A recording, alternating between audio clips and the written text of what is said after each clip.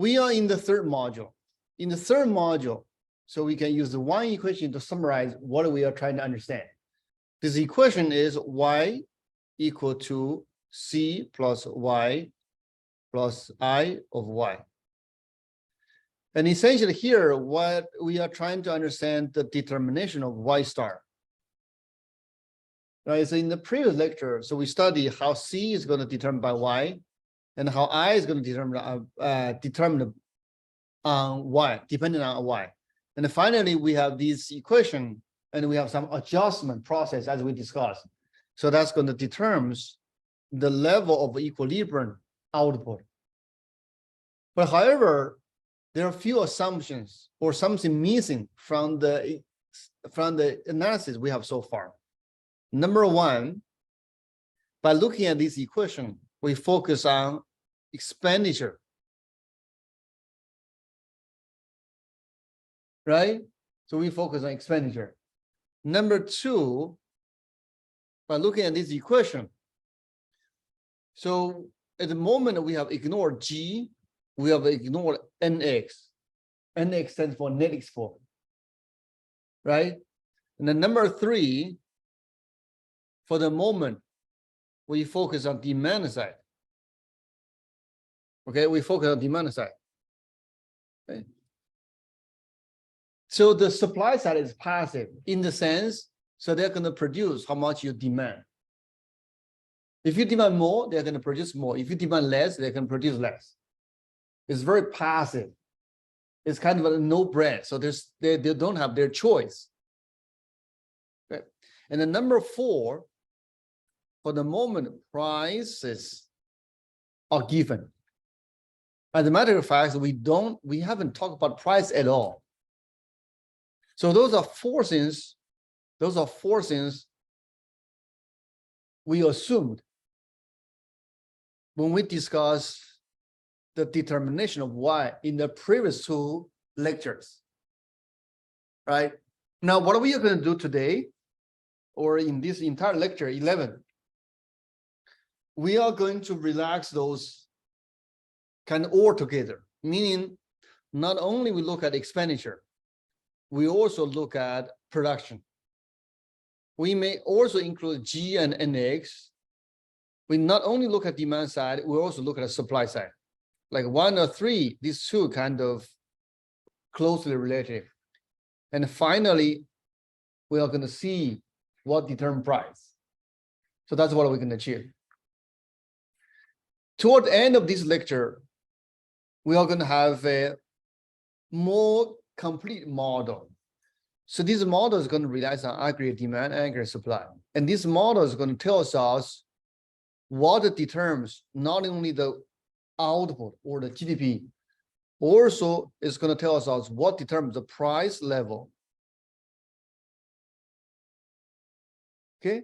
And by studying this lecture, so we understand, so this is what we are going to study. But you may wonder why we study this.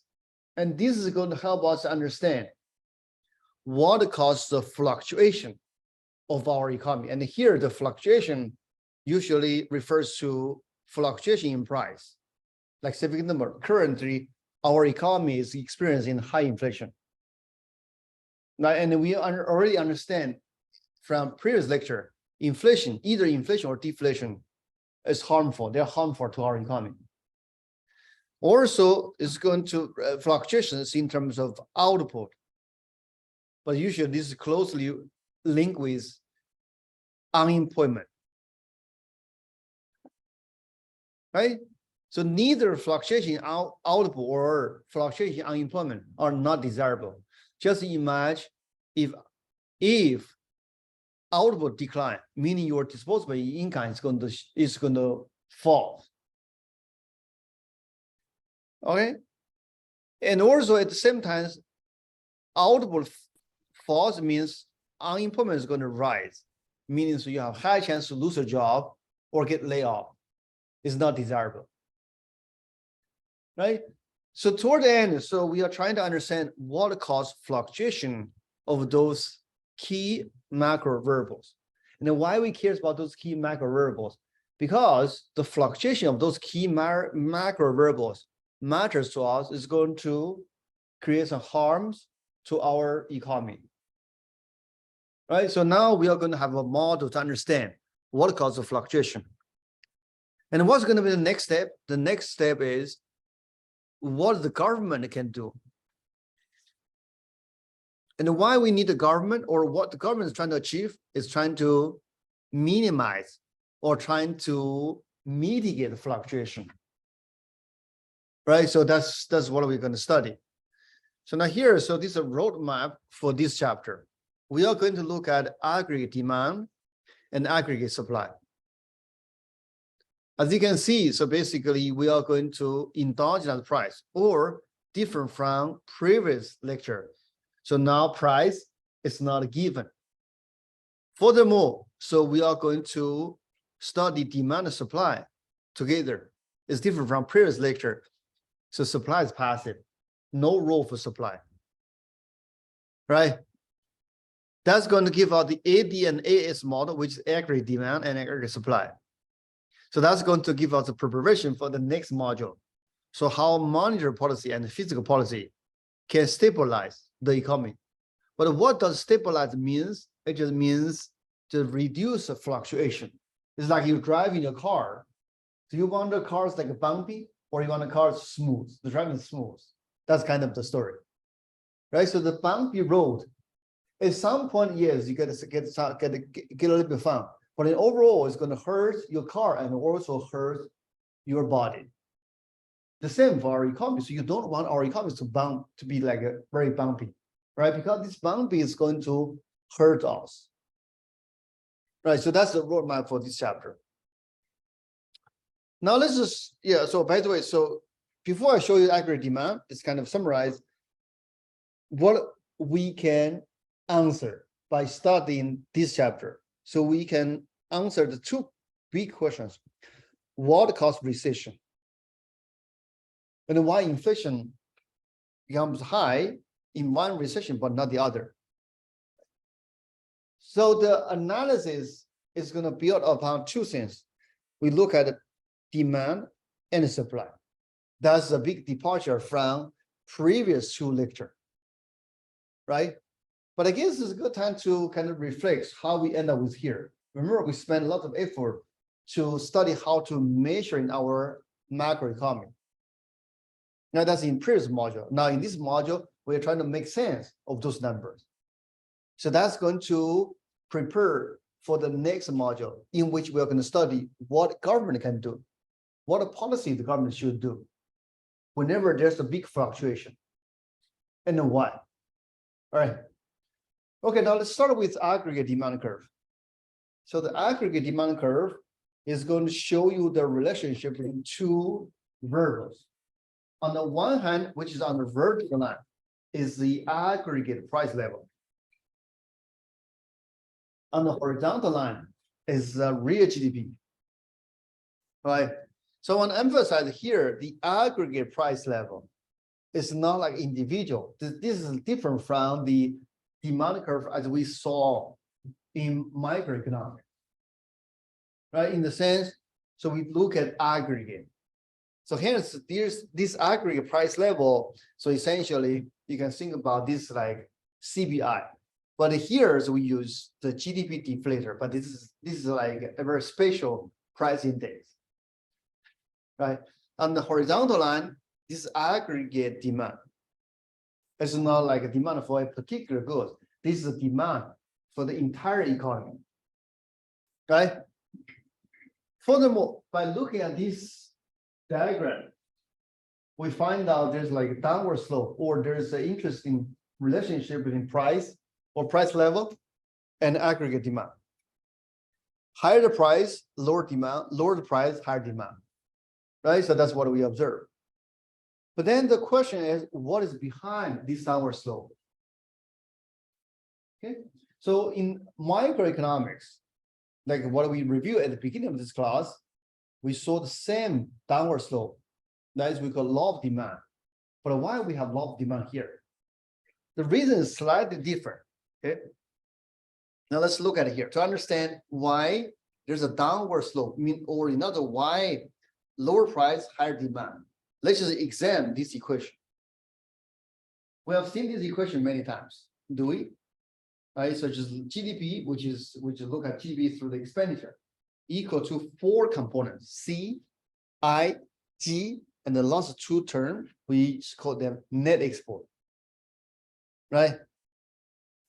So this is to look at GDP through the lens of expenditure. Okay. Now we need to understand, why does the rise in aggregate price level reduce one of those components? So here we exclude G, because G is largely a choice of the government. Right? So we just leave aside the G for now. Now let's see how a change in price affects consumption and investment particularly. Just imagine if there's a rise in aggregate price. Just think about what that means to you, or what that means to business. The price level increase. Number one, or firstly, so this is going to have impact on your wills. Right? Why? Because higher price level is going to reduce the purchasing power of households. Right? Because for the fixed amount of income, you can afford less. Right? Your purchasing power is going to reduce. And hence, the higher price level is going to reduce consumer spending. But that just immediately means that's going to reduce GDP. This is one reason, right? So this is going to fall when P rise.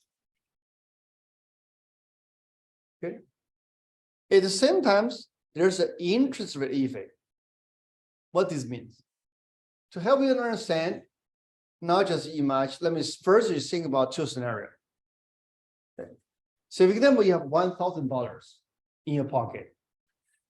Okay. If you don't need use this $1,000 immediately for the short term, or for like a few months or a year, in modern economy, what are you going to do? You put a saving in the bank. The bank is going to lend out to all the customers, right? So this is case number 1. Let me write down. So that just means you have $1,000 you put in the financial market. Now, case number 2 versus case number 2. You have $1,000. But because some reason, as I'm going to explain to you in a minute, you have to keep $500 in your pocket. And then in this case, you only left with $500 you can invest, or you can put in the financial market, right? Now, the question for you is, consider this case versus this case. Under which case do you think the bank is going to charge higher interest rate to someone who is want to borrow from the bank? For the moment, just simplify, says that's the only resource the bank has. That's the only deposit the bank has. Under which case the bank is going to charge higher interest rate? In the first case or the second case? In the case of with the $1,000, or in the case only has $500?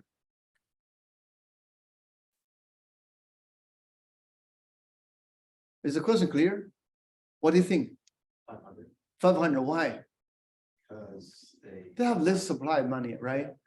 Very obvious. Okay. So now let's go back. Why we end up with case 2, and why as an individual you want to keep 500 in your pocket?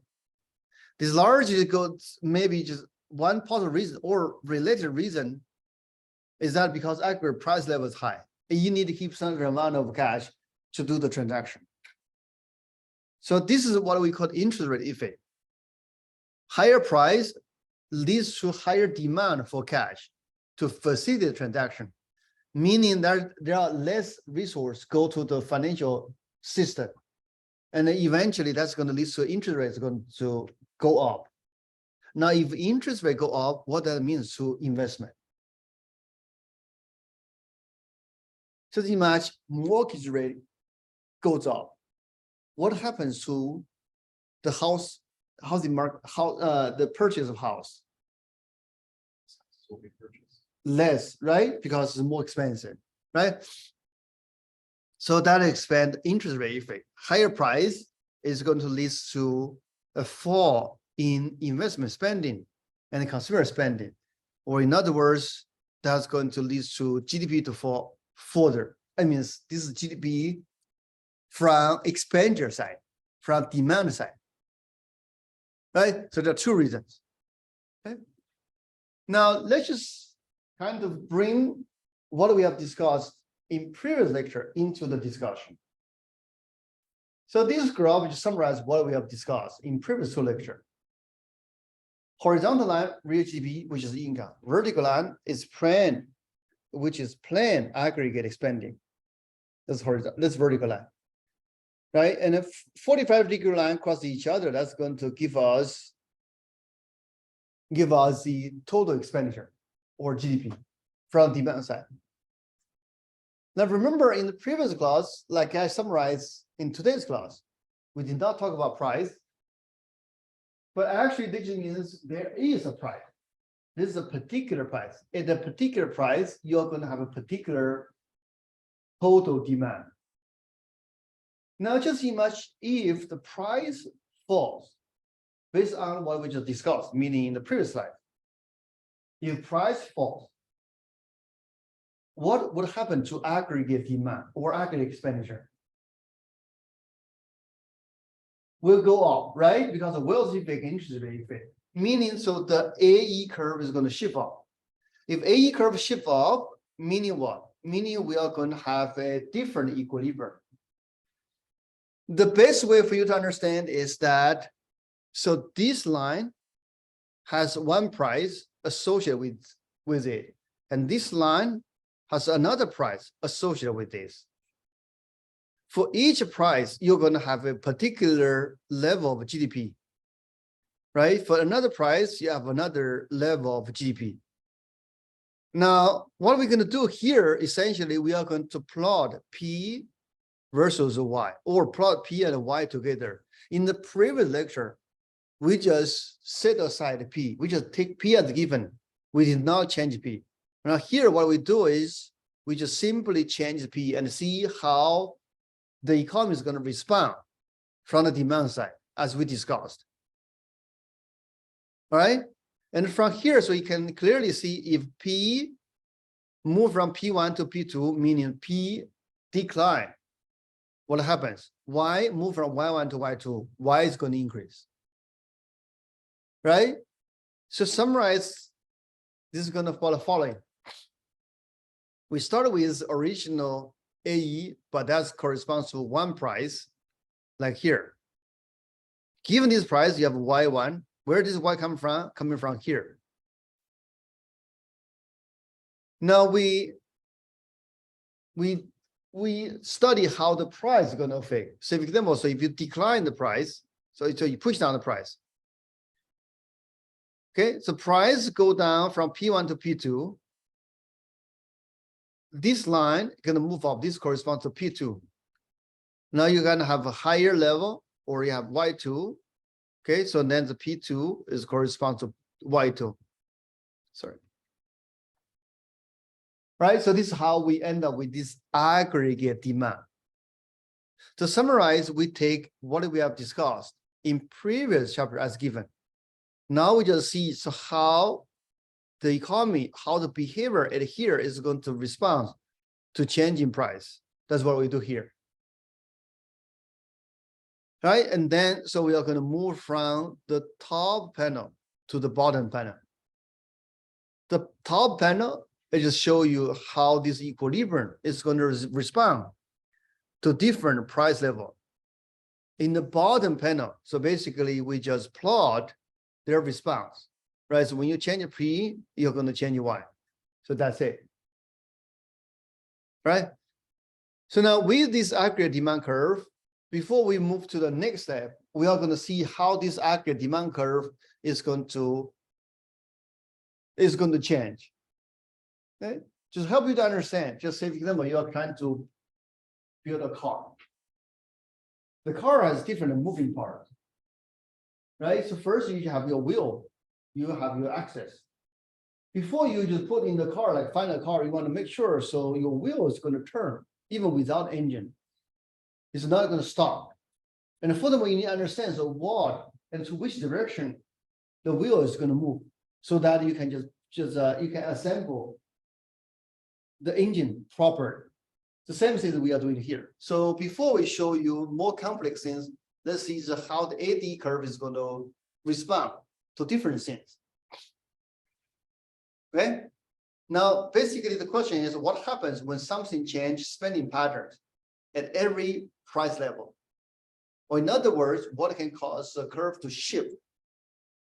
But clearly, see here, we need to differentiate between change or like shift in aggregate demand versus change in quantity in aggregate demand. Right? Now, let's first look at what can cause the curve to shift. So there are 40 reasons. Expectation. What kind of expectation? Just imagine, so if everyone was expecting the economy is going to enter a recession, right? Actually, I can show you the news today. So this is today's news. The headline says, IMF warns of hard landing for global economy if inflation persists. But by the way, what does hard landing means? But first, let me explain to you what landing means. So here, landing in this context literally means our economy managed to reduce the inflation. Like inflation is high, which is pushed down like a land. It's like similar to an airplane. But what does hard landing means? Like in the case of you're taking the airplane, it just means so you just hit the ground, not smoothly. And usually means there's some damage, right? Either your cargo is going to fail or people's going to hurt. And then in the case of our economy means, yes, you manage, eventually you're going to push down the inflation. You manage to push down inflation, but you're going to land with in a hard way, meaning, so you're going to hurt our economy. You created some damage, usually a recession.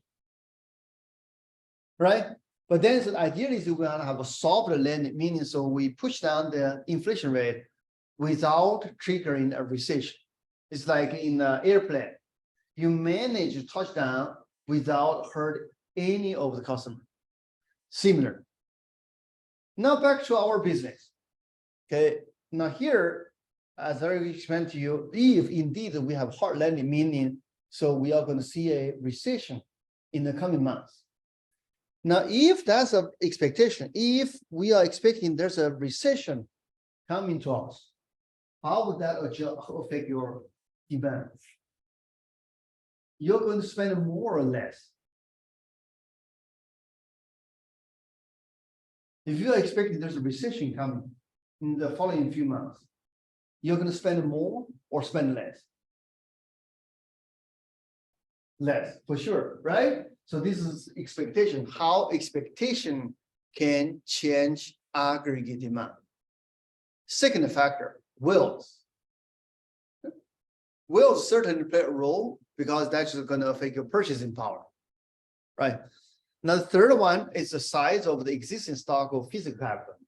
So we have talked about this earlier when we studied the aggregate expenditure, right? So essentially, just imagine you have a restaurant, you have lots of physical capital, meaning so your dining area largely empty without being used. If that's the case, and then your incentive to invest is going to be lower. Here we just look at one particular business. If the aggregate economy is looking like that, and then so the aggregate demand is going to be low. So that's what we mean, the size of existing stock of physical capital. Now, finally, government policy. So this is including fiscal policy and monetary policy. After this module, we will study both intensively. But for now, let me give you two examples, fiscal policy.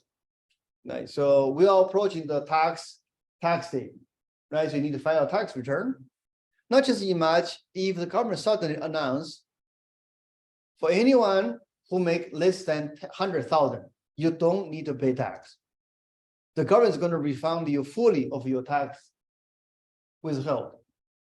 How would that affect the aggregate demand? Or how would that affect your consumption this year? You're going to spend more, spend less.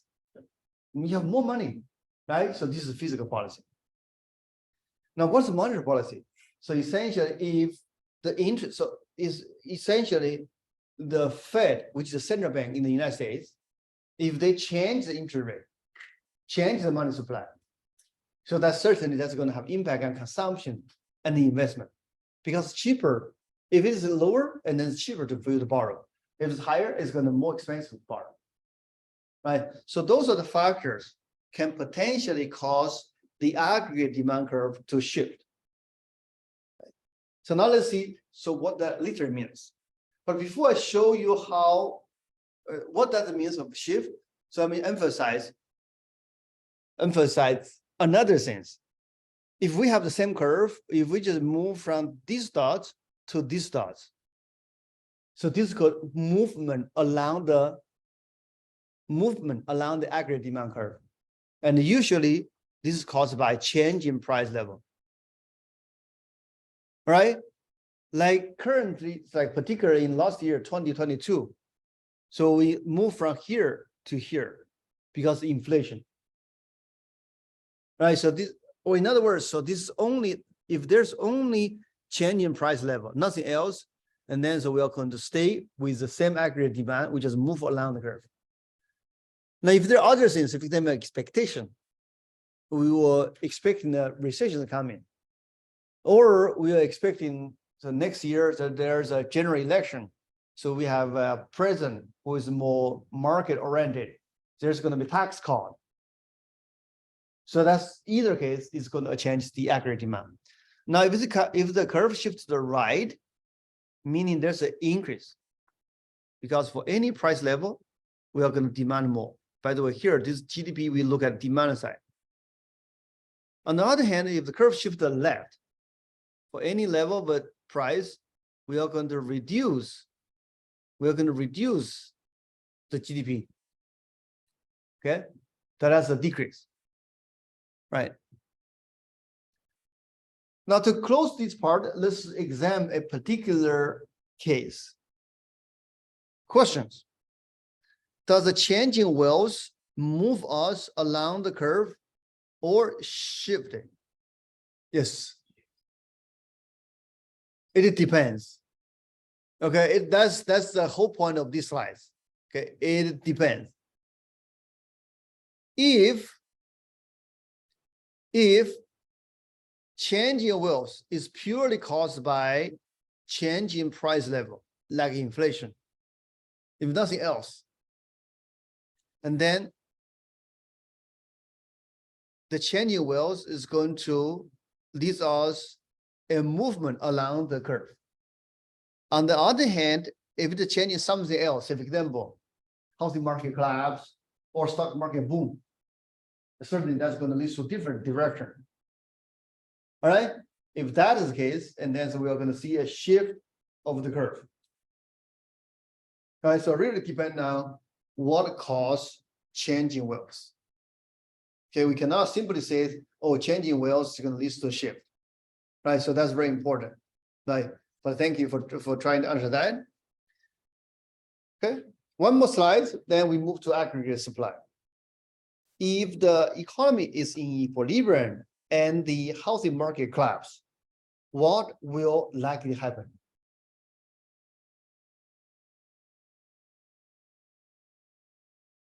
The aggregate demand will shift to leftwards, right? So it's going to decrease in aggregate demand. Okay. All right, let me skip these. So maybe we will come back to that later. Now let's just move to aggregate supply. Okay, aggregate supply. So first, this aggregate supply is pretty much the same as individual supply, right? But there are two differences. Difference number one, like we discussed in aggregate demand. So here's the price is aggregate price level, not a individual goods price, number one. Number two, the reason behind this upward slope is different. It's different from in individual demand curve, but it's similar or related. Okay, to understand why this aggregate supply curve is increased. Oh, by the way, so important things I almost forgot. So this is short run aggregate supply. Okay, this is different from long run. And you may be wondering, what is the difference between short run and long run, or how we differentiate between long run and short run? For now, let me just technically say this is between like 6 months to a year, or maybe like less than 2 years. But their difference, or the way to distinguish between short run and long run is a little bit subtle, right?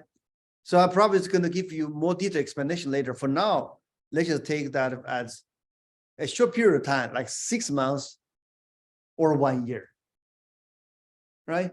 Now let's see, so why this curve is upward slope, or why higher price level leads to higher supply.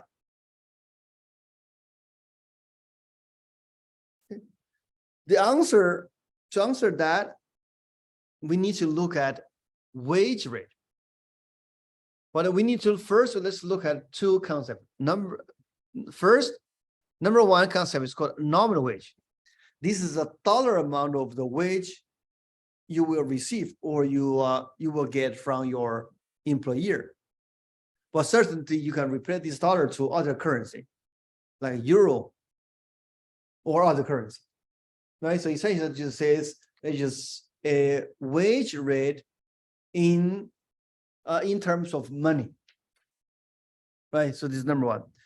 The other concept we need to study before we understand this upward slope aggregate supply in the short run is a sticky wage. What is sticky wage? So basically it just says nominal wage slow to adjust, even though there's a change in macro environment. So for example, there's a change in unemployment. All right. Okay. So with this preparation, now we are ready to understand what caused the upward slope short run aggregate supply. Okay. So the answer lies in this equation. What is this equation? So this equation essentially just gives you the profit for business. But what is the objective of a business? What the business is trying to achieve in modern economy? What they're trying to do? What is the basic interest of the business?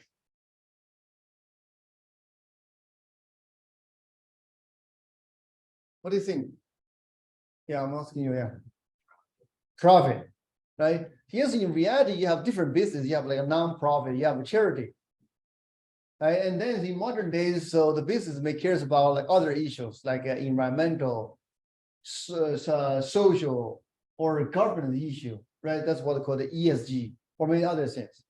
But in general, in business, they are trying to maximize profit. Now let's see, so what determines the profit?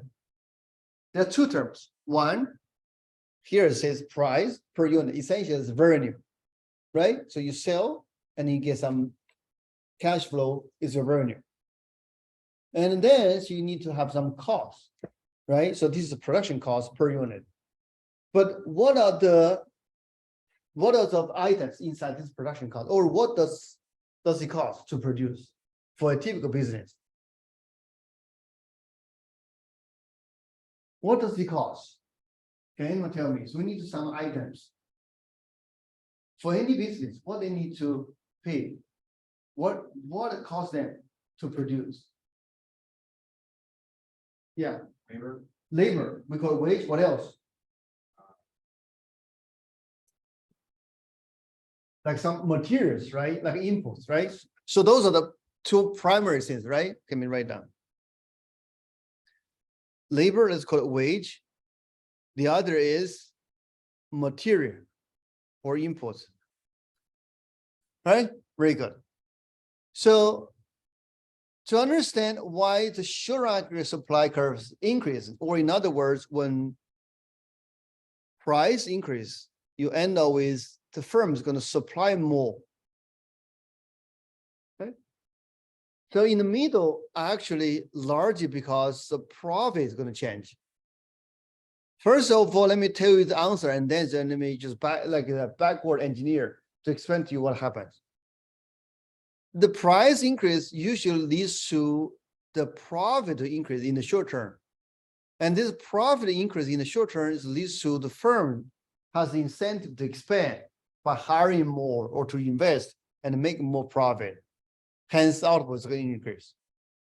Now, the key question remain or last piece of puzzle is why price increase leads to profit increase in the short run. So technically or mechanically, there are two sources of reason that cause this change, right? So if the price change. So by the way, in the short run, if the price change, what happened to the revenue or in this part? In the short run, or even in the long run. So if the price change, including the product you're selling, what happened to the revenue? Or like in this case, like price per unit, the same thing. What happened? Well, it goes up. Thank you. Now, in terms of production costs, what happened? Because you need to buy some materials, you need to hire laborers. What happened to material?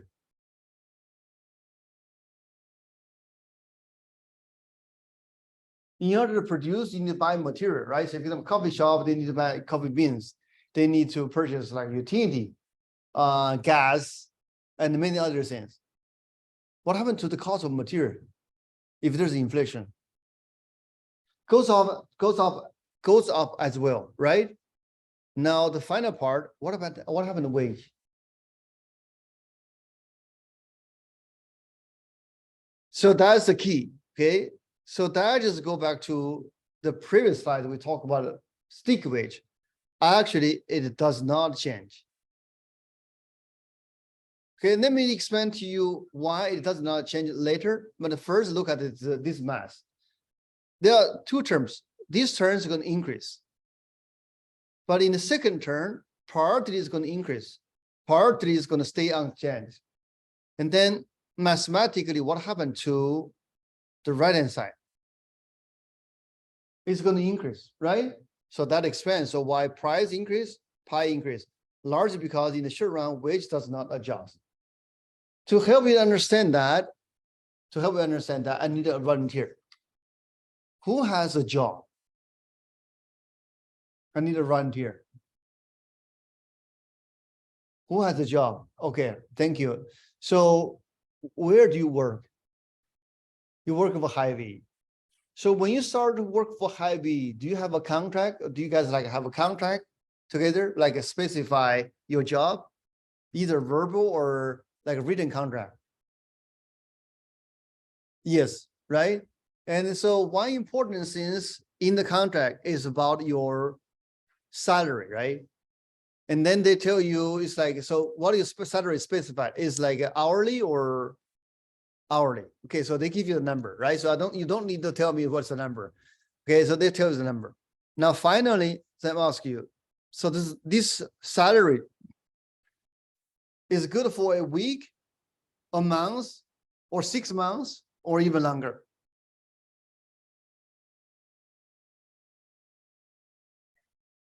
I'm sorry?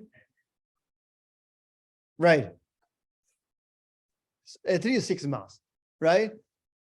Or in other words, to summarize, usually, so in the reality, you have a job, the jobs give you a wage, and usually the wage rate is in terms of a dollar, right? So they are going to pay you $1. They are not going to pay you with X, right? This is we call it nominal wage. So what's nominal wage? It means they're going to pay you with $1. What is real wage? If you work for Hy-Vee, they say, okay, at the end of the day, so you can just bring home some like a bread or some eggs or some cereals. Those are real wage. Does that make sense? Okay. Now, finally, so usually the job have a wage and the wage contract is fixed for certain amount of times. at least like 6 months, right? Okay, so the last part, when we say that the wage is kind of fixed for a certain amount of time, it's called sticky. Now, let's see how that matters to the equation we just talked about. Let's say, for example, there's inflation, all right? And then what that means to high V in this case, like we just discussed, meaning the price per unit is going to rise because everything is going to become more expensive. They are going to sell eggs at a higher price. Does it make sense? So this pattern is going to increase as we just discussed. Material is going to be more expensive to acquire. Now wage is not, right? Because you guys agree, so this is not going to change in 6 months.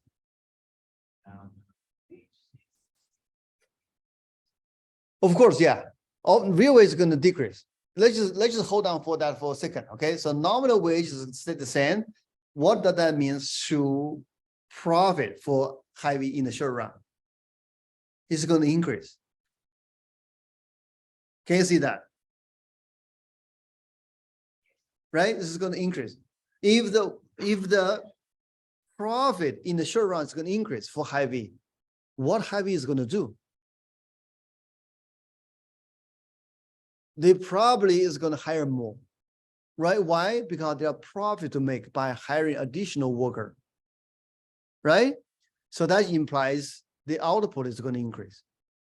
So that's how we get the relationship between price and aggregate supply in the short run.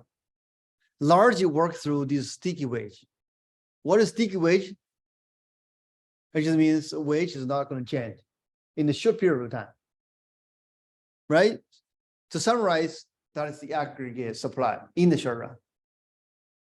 Now, before I move to details in terms of this aggregate supply, let me ask you questions. And again, so just ask you, so if the inflation persists after 6 months or after 1 year, what are you going to do? Like you said, your real wage is going to fall, right? You feel the pain, right? You get squeezed. What are you going to do? Are you going to do something or are you going to suck it up? You either just, there are many options for you, right? So you can just talk to your manager, right? Or if that doesn't work, you just find a job, right? Whoever just pay you a higher nominal wage so that you get the same real wage. Or in other words, they are trying to maintain your standard of living. Does that make sense? All right. So, but what that means to high V in your case? They have two options. Either they're trying to keep you to raise your nominal wage, right? Because otherwise you're going to leave. Or they let you go, but then they need to hire a new one. But then the new one is going to have the same issues as you. So the new one is going to probably demand higher wage, right? But then so what that means to the profit for high V over time. So now this part is going to kick in, right? Over time, the wage is going to adjust, it's going to increase. Meaning, so this increase from this part is going to completely cancel by this part. Meaning there's not going to be no extra profit to make over time because everything is going to adjust. In the short term, short run, reason why output increase is because profit increase. But the reason why profit increase in the short run is because wage is sticky. There is a bargain the business can get or can extract in the short run. But in the long run, consumer or households or individuals, they will behave strategically. They'll behave on their best interest. They are going to bargain for a higher wage. And then this short run relationship is going to disappear. All right, we will come back to that later. Okay, for now, make sure you understand why this sticky wage is going to lead to a upward slope aggregate supply. All right. So one more point. So in reality, many firms are in competitive market. They have no price. They have no control over price. It means the product they sell. But there's some firms they are not. Okay, so they can even control the price, meaning even though there's inflation, instead of like leave the price as it is, they may even charge more. Literally, that's happened. This is what happened for Apple. So that just means when price level increase, the firm actually they can make more profit. So that just make the aggregate supply curve even steeper. Can you see that? Let me write down. Okay, so what that means is, so you have a profit equal to P times, like use Y, okay? So the amount of sale. And then minus cost. Cost has two terms, right? So one is the material. Let's just use P times I, which means input, minus wage. Oh, sorry, plus wage. All right.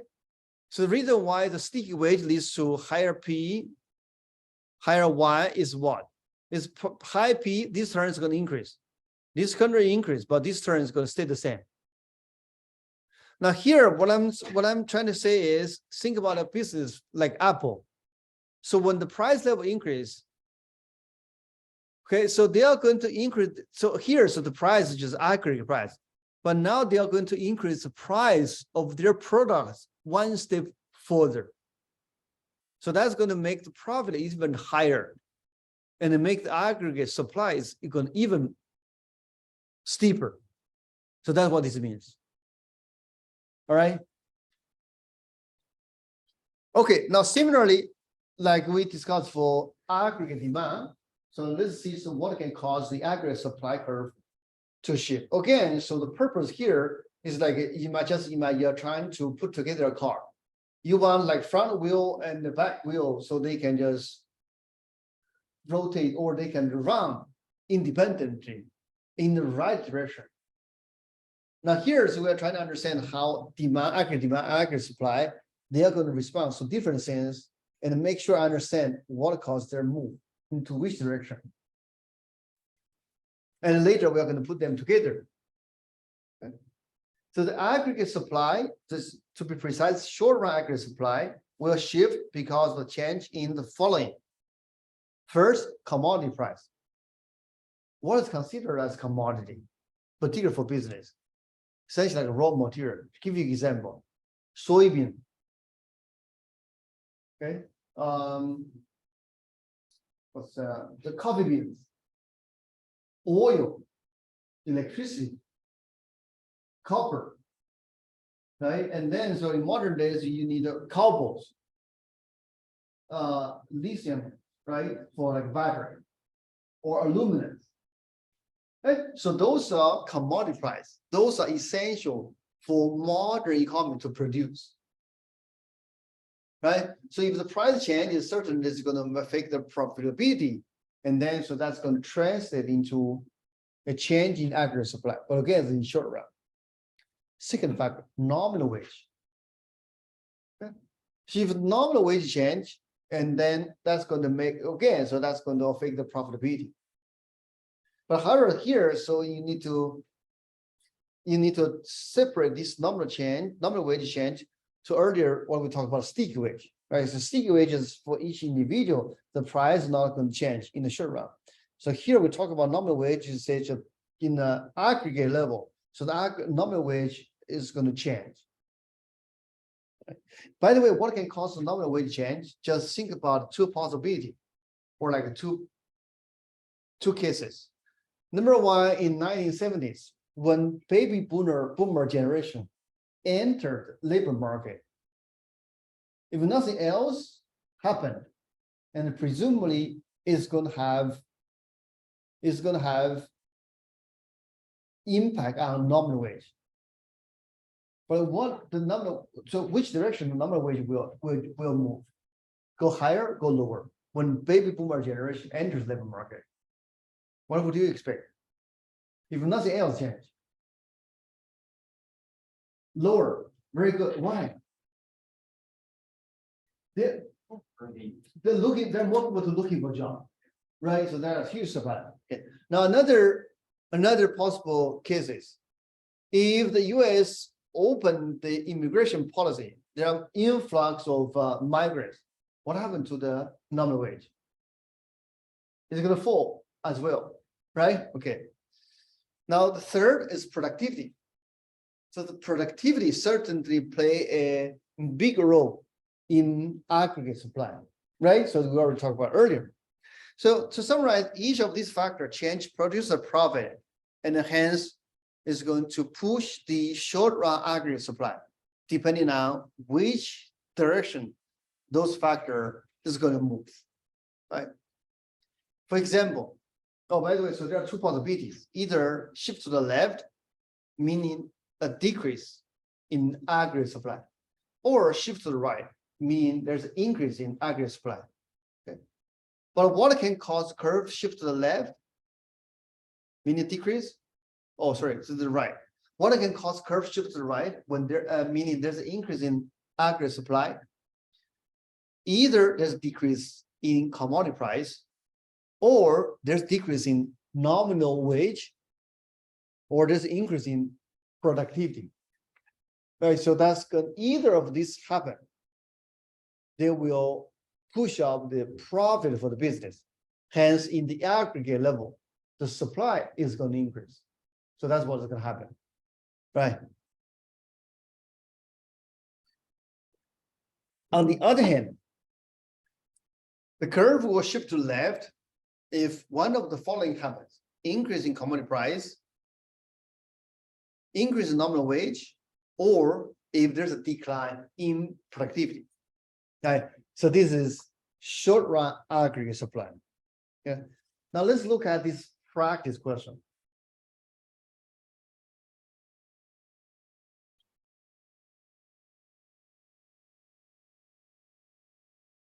The short run aggregate supply curve will shift to right. This means increase. Right? What can cause this curve shift to right? Yes. D, when productivity rise, right? A, B, and C all will lead to a decrease. Let's go one by one. When input costs rise, profit is going to fall. When tax rise, profit is going to fall. When interest rate rise, profit is going to fall, right? Because it's more expensive to do business. So this is short run aggregate supply. Now, we need to look at what happened in long run. But as I just explained to you earlier, right? So the sticky wage is not going to take a bite in the long run. Why? Because over the long time, if you give the economy enough time, the worker is going to bargain with their employer, right? And or in other words, in the long run, the price level won't have any impact on how much the firm is going to produce. Okay, or at least the sticky wage, the story of sticky wage is going to disappear in the long run. Is that clear? Because if it doesn't adjust, so either the firm is going to go out of business, or the worker is going to find alternative jobs. Either way, right? Okay, so in the long run, the sticky wage is not going to take a bite on the aggregate supply. But then the remaining question is, what determines how much we're going to produce in the long run? To answer that, I want to remind you the production function we have discussed earlier. So production function on the left-hand side is how much we can produce. On the right-hand side, it's going to be a function that relies on certain inputs. What inputs we need for production in modern economy? What are the factors? What are the factors that are required for production to take place? We talked about a few factors. Yeah. Yeah. Capital, let me write down. Thank you. What else? We have capital. What else? Here, go on. Labor, excellent. What else? What else? Do you have other? Okay, yes. Land, okay, so land in modern economy is less important. Yes, okay, let's write on land. What else? We have two more. Human capital. What is the last one? The last one I think is the most important. Technology, right? So those are the things matters the production. And also those are the things determine how much we can produce in the long run, right? So by the way, so this is how the long run aggregate supply will look like. There are a couple of messages. Number one, look at here, this is a straight line, meaning so how much we can produce in the long run is going to independent of the price. It doesn't matter. Why? Because long run, you give the economy enough time to adjust with price. The short run profit or the bargain the business can benefit from is going to disappear. And furthermore, this is how we differentiate between short run and long run. Long run means you give the economy enough time to adjust.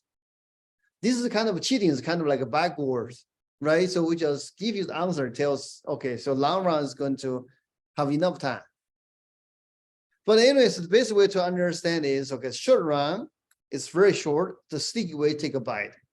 And then technically just a few months or maybe like 1 or 2 years. So this short run. In the long run means like you talk about years, the 1 or 2 years or even longer. All right, so number one. So the price is irrelevant in terms of how much we can produce, number one. Number two, now yes, this is a straight line, but while we are here, why not we end up with this dot or this dot? What determines where we stand along this horizontal line? That is coming from the following factor: K, H, T, L. Right? K stands for capital, H is human capital, T is technology, L is labor. It's coming from those factors that determine where we are. All right. Okay. One more thing regarding to this long run aggregate supply curve. And at this level here, what we can produce, we call it potential output. So this is the level of real GDP the economy would produce if we have the ability to fully adjust nominal wage, or alternatively, just says if you give the economy enough time to adjust. Right, so this is potential output. But in reality, we're not always in our potential. To be precise, look at this diagram. So this orange line is a potential output, or this is our trajectory if we go as planned. But in this blue line is the actual aggregate output. You can see, so there's a gap. Now this is a good picture to answer or to ask a few important questions. Number one, do you think this gap matters or not? Or should we care about this gap? First, look at the scale of this gap, all right? So this scale of this gap, I mean, this is just below our potential by more than 1 trillion. Do you think we should care about this gap? Yes, right? So essentially, just this gap just shows us we are losing some potential output. We are losing some potential income we can make, right? So this answer the first question. Yes, those things are matters. Number one. Number two, what caused this gap? So first, why we care? Second, what cause? Okay, but the second question, this we are trying to answer throughout this lecture. Now, question number 3, what we can do so that we close the gap, but it's not possible to completely close. However, what we can do is try to narrow the gap. All right. So what we can do? So that's going to lead to the next module. But essentially here in this chapter, our main goal is to answer question 2, what causes the gap? And in particular, this gap is kind of fluctuate. Sometimes it's positive gap. These are good things. Sometimes the negative gap. Right? What causes the gap? So that's what we are trying to achieve throughout this chapter. All right. Now, just give you a sense. Okay, so how we're going to address that. Okay. So this is our potential output. But we may not always operate in this frontier. You can call this frontier. Okay. Why I call this frontier? This is what you potentially can produce. But maybe you operate in a different way. There are 2 possibilities. Possibility number 1, we end up with here. Now tell me, so what happened at A1 in terms of output?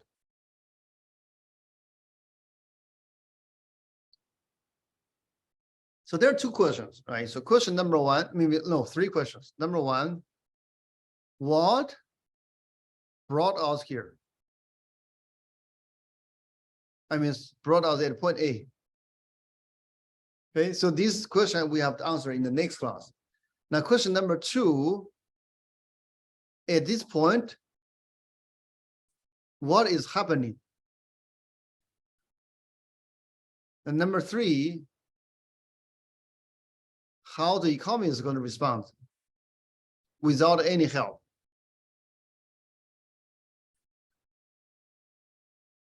Okay, there are 3 questions. So first question, we will discuss that in next class. Now, second question is just spot this point and trying to tell what is happening. Third question is, so how the economy is going to respond. Let's start with the second one. What is happening in terms of output? Yes. We produce more than potential, right? So that's good observation. Now we produce more than we can potentially produce. How the economy is going to respond. So understand how the economy is going to respond. First, let's look at labor market. Here, we produce Y1. What does that mean to unemployment rate? Is high or low? Unemployment rate is high or low? Yes, it's low. Very good. Thank you. So if unemployment rate is low, how the economy is going to respond, particularly in terms of wage? Wage is going to fall or rise?